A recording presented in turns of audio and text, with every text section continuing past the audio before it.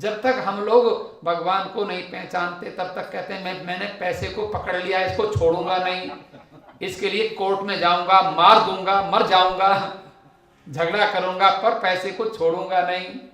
लेकिन भगवान के भक्त कहते हैं पैसा जाने दो, भगवान की शरण लो, भगवान की शरण में आगे लक्ष्मी उनकी दासी है, वो अपने आप हमारे पास हमारे ऊपर कृपा करेंगी, वो माता हैं। इसलिए वाल्मीकि जी क्या बोलते हैं, वाल्मीकि जी बोल भगवान को पकड़ना है, संसार को पकड़ना।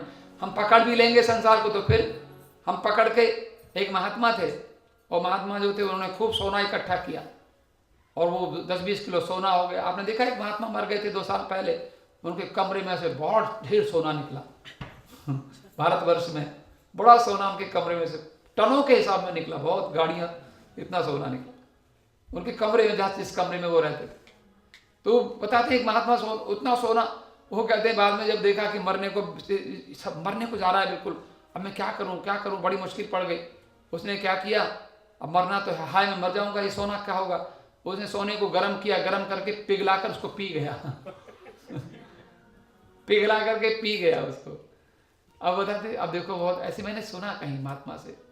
अब वो कहते हैं जब बाद में वो पी गया तो पीने, वो तो फिर ऐसे ही मर जाना था, जाके वो सोना पिघल गया तो अगर और कुछ जीता तो मरना तो था ही, अंदर जाके उसकी हृदय गति बंद हो गई, तो सोना जाके अंदर वो बस ही मर गया। जब मरा तो उसको जलाया तो उसमें से लोगों ने कहा सोना कहाँ गया, इतना सारा सोना था, उनको क्या मालूम पी गया अंदर। लेकिन वो जब सोना उसको जब देखा, इसको जलाया तो सारा सोना निकल आया, वो जो भी कुछ सोना था उसके पास वो निकल आया उसमें से, क्योंकि वो तो सोना तो अग्नि में जलता नहीं है, वो चिता में जब जलाया सारा सोना निकल आया। लोगों ने कहा चलो ऐसा करते हैं, ढेर सारे ब्राह्मणों को निमंत्रण दिया और सारा उसको भोजन बनवाया उसका, और भोजन बनवा करके और लोगों को निमंत्रण देकर भोजन खिलाया।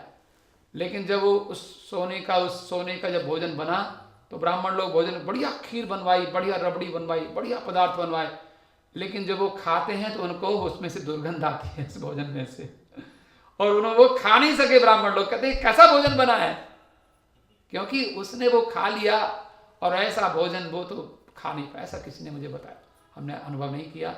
लेकिन ऐसा हमारे, तो जब हमको कोई पैसा बड़े प्यार से श्रद्धा से देता है, वो हमारे लिए इतना अच्छा हो जाता है अमृत के जैसा। और जब हमें कोई जबरदस्ती कोई देना पड़ता है, या किसी को देना नहीं चाहता लेकिन उसको मजबूरी में बेचारे को देना पड़ता है, इसलिए जो ईमानदार लोग होते हैं वो ऐसा पैसा मंदिर में लाके डाल देते हैं, बोले पता नहीं किसका है, कोई रोएगा पता नहीं किसको, तड़पेगा बेचारा, और हमारा जीवन भी तबाह हो जाएगा। गोस्वामी जी ने लिखा है धन पराब विष ते विष भारी, दूसरे का जहर से भी बड़ा जहर है दूसरे का पैसा। भगवान करे हमारी जेब में ना आवे, वो उसकी जेब में रहे, और कोई श्रद्धा से देवे जो हमारे हक की कमाई है। वो हमारे घर में अगर 4 लोगों का भोजन बनता है ना, 6 भी हो जाएंगे तो उसमें बरकत हो जाती है, 6 लोग भी खा लेते हैं, 10 भी खा लेते हैं। कहते आज मैं भूख नहीं है, देखा अरे सारा भोजन बच गया। हम तो सोच रहे थे कि कम ना पड़ जाए कहीं, लेकिन कम नहीं पड़ता है, क्योंकि आपकी ईमानदारी की, मेहनत की कमाई, खून पसीने की है, उसमें वृद्धि होती है। तो ये माया है। तो हमारे वाल्मीकि जी क्या कहते हैं, वाल्मीकि जी क्या बोलते हैं, भगवान को देखा। अब देखो राम जी ने कहा उनके चरणों में, गुरु जी आपको प्रणाम करते हैं, और मैं राम हूं, ये मेरा भाई है लक्ष्मण, ये मेरी पत्नी है सीता, और हम दशरथ के बेटे हैं, और हमें वन में आए हैं, हमें रहने की जगह चाहिए, आप कृपा करके बताओगे। अब कोई महात्मा हो तो महात्मा को, हो देखो राजा का लड़का है, हमसे पूछ रहा है और हम इसके गुरु हैं, ठीक है बेटा हमारे आश्रम में रहो। लेकिन उन्होंने ऐसे तो नहीं कहा कुछ भी उनको, बल्कि उनको बहाना मिल गया। और क्या बोलते हैं, देखो राम जी, राम सिया राम जय जय राम, राम सिया राम जय जय राम। ओ जग पेख तुम देखन हारे, विधि हरि शंभु न चावन हारे। राम सिया राम जय जय राम, राम सिया राम जय जय राम।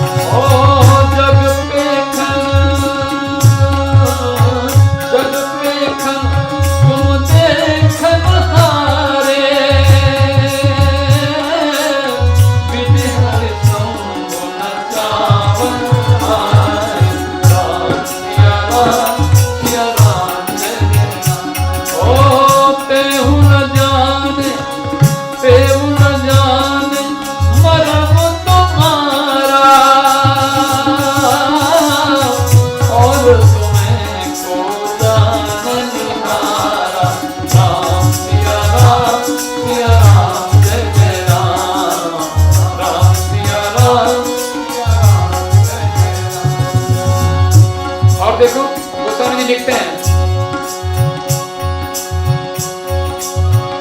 जो माया सब जग ही नचावा, जो माया सब जग ही नचावा, जासु चरित्र लंकिका न पावा, जासु चरित्र लंकिका न पावा।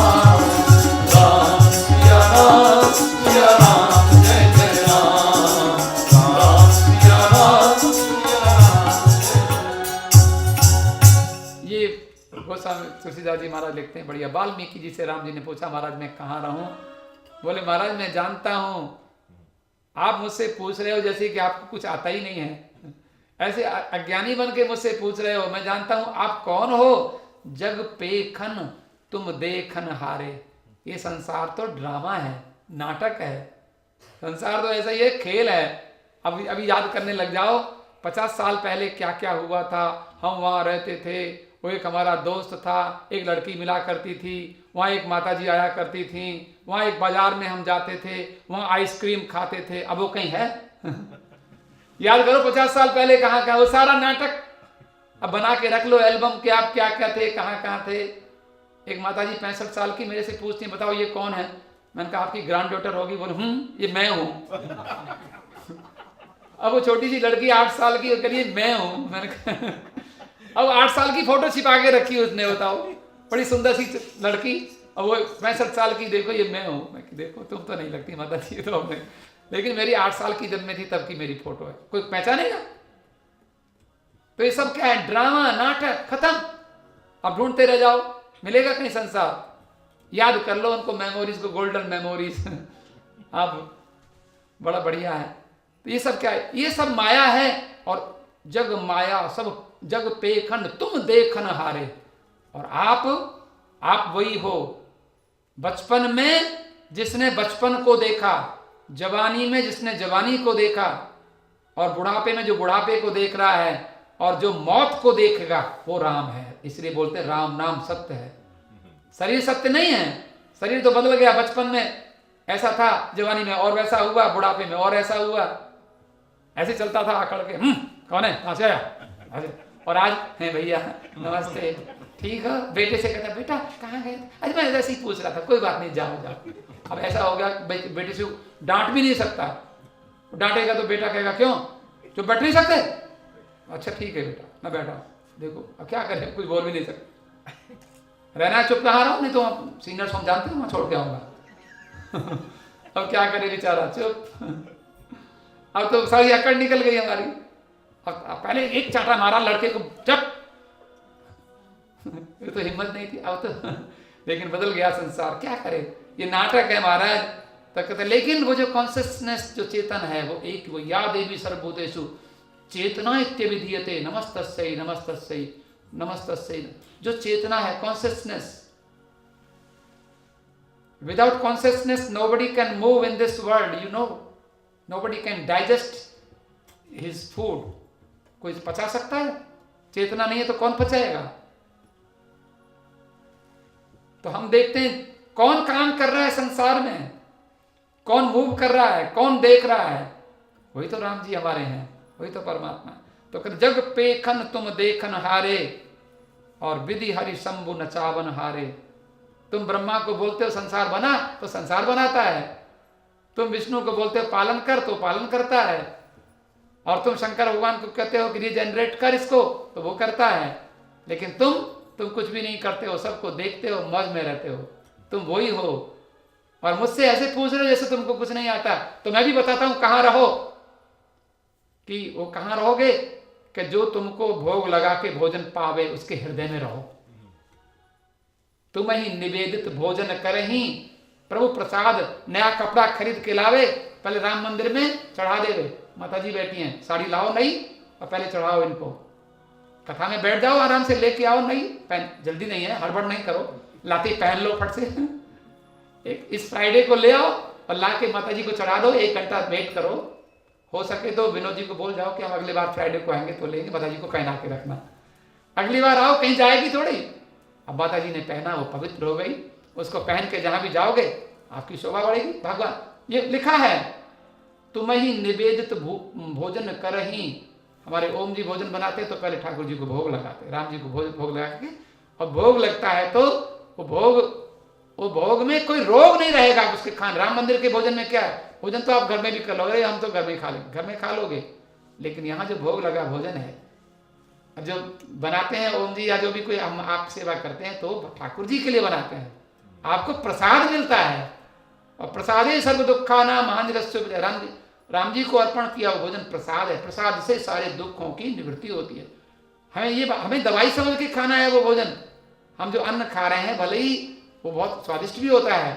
मैंने देखा कि जब मैं खाता हूँ राम मंदिर का भोजन इतना स्वादिष्ट लगता है कि कुछ पूछो मत। मैं किसी होटल में हम भोजन खा ही नहीं सकते, लेकिन राम मंदिर में भोजन एक टुकड़ा छोड़ने को मन नहीं होता है, ऐसा करते बिल्कुल खा जाते हैं, ऐसा आनंद आता है। भगवान का प्रसाद है ना, उसमें कितना रस है।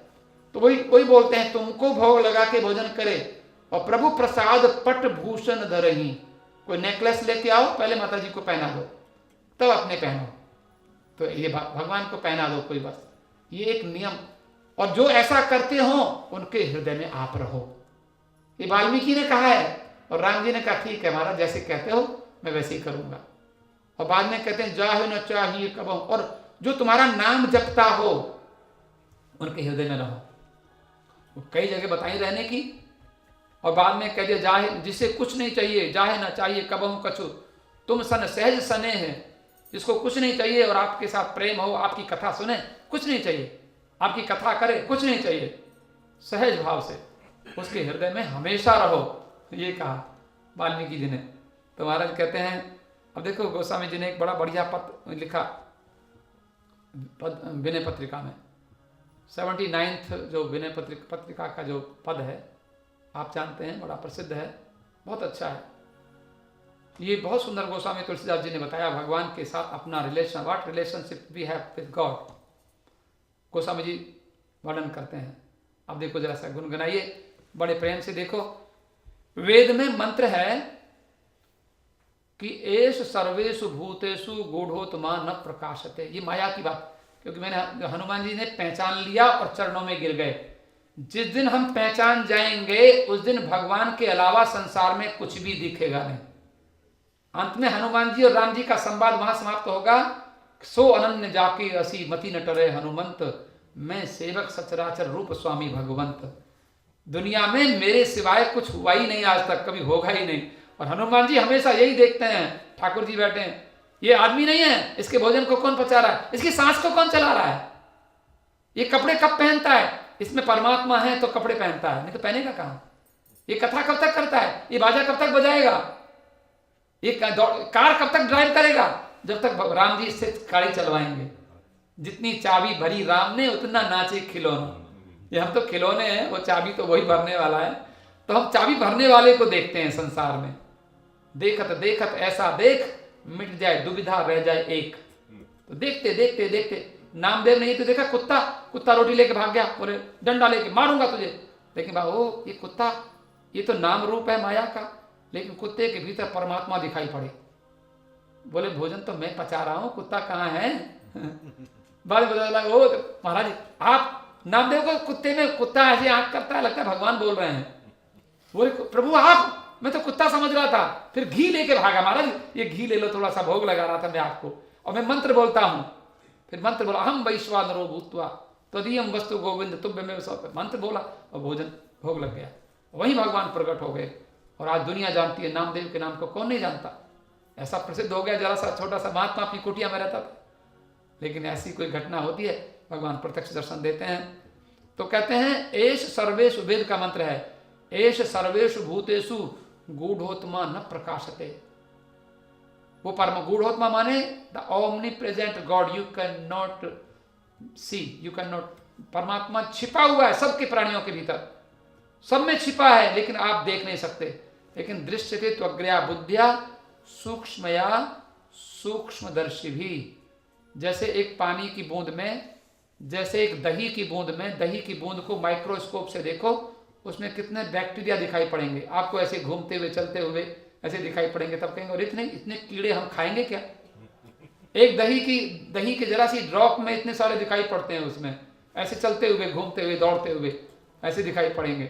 तो ऐसे ही हम कहते हैं परमात्मा सारे संसार में वही काम कर रहा है, सारे में वही कर रहा है, और हमें दिखाई नहीं पड़ रहा है। और जिस दिन हमें दिखाई पड़ जाएगा, तब कब दिखाई पड़ेगा? सूक्ष्म दृष्टि से, माइक्रोस्कोप से दही में पानी के, ब्लड की, एक हमारी खून की बूंद में कितने सारे जर्म्स होते हैं, बैक्टीरिया होते हैं, हमें नहीं पता। माइक्रोस्कोप से कोई देखता है तब मालूम पड़ता है। रेड ब्लड आरबीसी कितनी है, डब्ल्यूबीसी कितनी है, वो सब देखते हैं क्या क्या है उस खून में। एक जरा सी खून में कितना कुछ होता है, कितना हमको वो कौन सा चीज़, हमारी कोलेस्ट्रॉल कितना है, और हमें क्या क्या बढ़ा हुआ है, हमको क्या क्या कम है, आयरन कम है, सब पता चल जाता है, कितनी चीज़ें हैं। ऐसे ही परमात्मा हमें दिखाई नहीं पड़ रहा है, लेकिन बुद्धि बारीक होगी हमारी तब दिखाई पड़ेगा। आंखें, इन आंखों से नहीं दिखेगा, वो सूक्ष्म दृष्टि से, और उससे फिर वो कौन सी अग्र सूक्ष्म या अग्र सूक्ष्मदर्शी भी, सूक्ष्मदर्शी माने जो बहुत विचार करते हैं, जो बहुत, आपने देखा ना, जो लोग इमोशनल होते हैं, किसी के दुख को देखकर और उसको रोने लग जाते हैं, ऐसे लोग होते हैं, किसी को दुख दे ही नहीं सकते, उनके अंदर ऐसी भावना पैदा हो जाती है, उनको ऐसा लगता है कि कोई रो रहा है तो उनको मानो परमात्मा उनको कह रहा है, बेटा तू इसको रोटी खिला दे, तू रहने दे, तू शाम को खा लेना, ये बेचारा भूखा है। ऐसे लोग जो होते हैं, तो क्या कहना है, थोड़ा सा कह करके तुलसीदास जी का पद बड़ा अच्छा